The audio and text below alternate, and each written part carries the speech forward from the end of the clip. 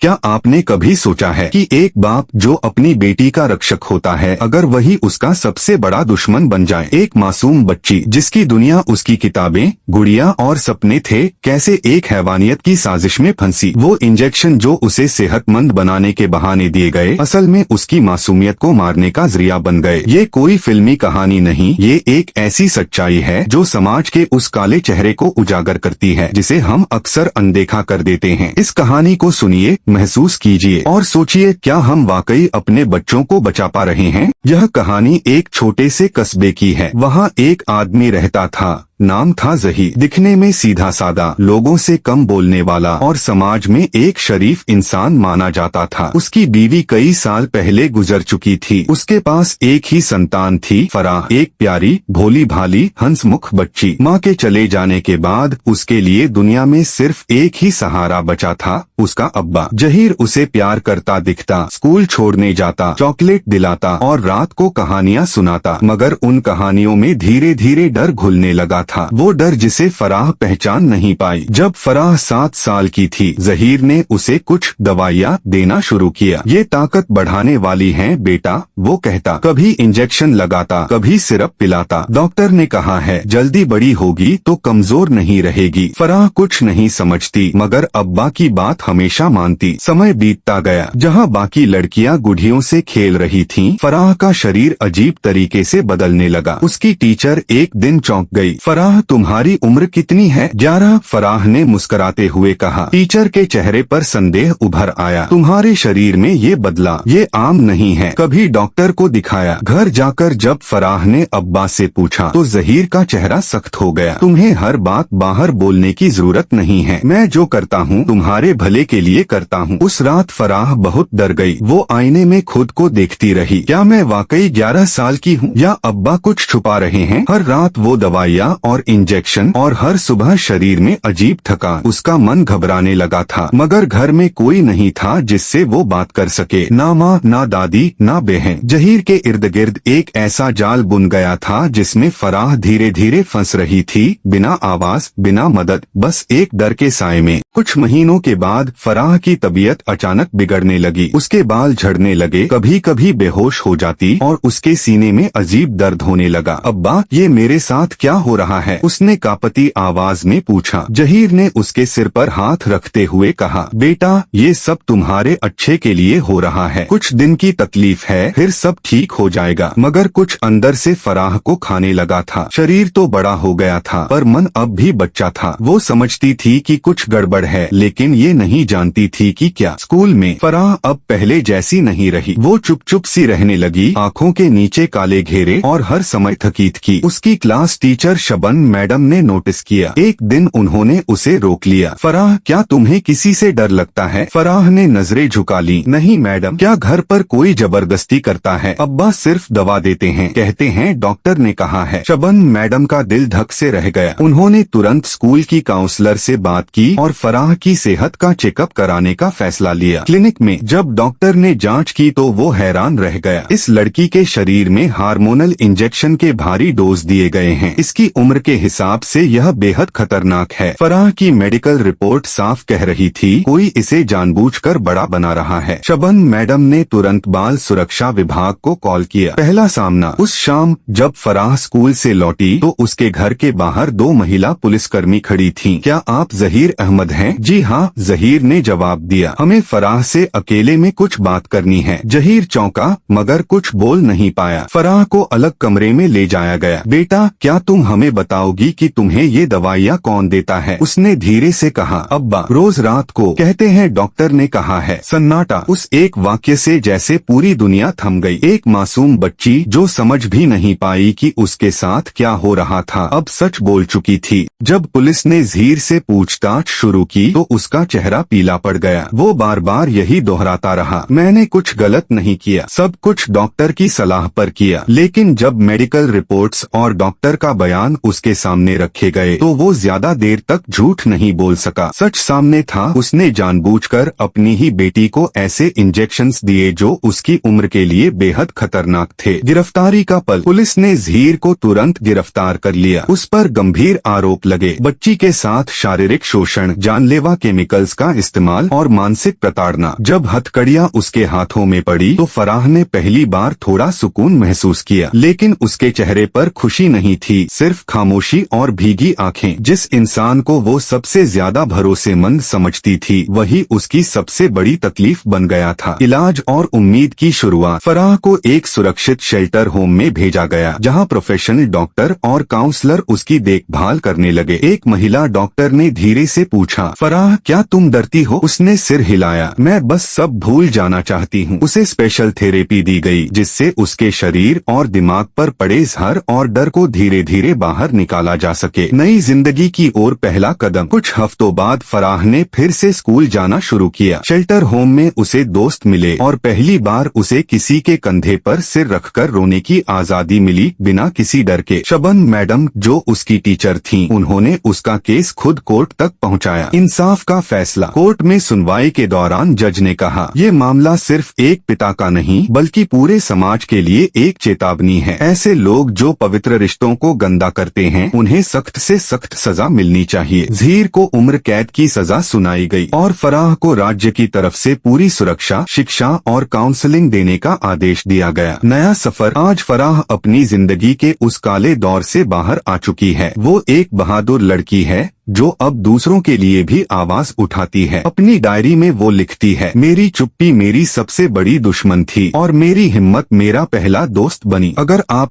Next part चाहिए तो video को लाइक करो और चैनल को सब्सक्राइब करना मत भूलना।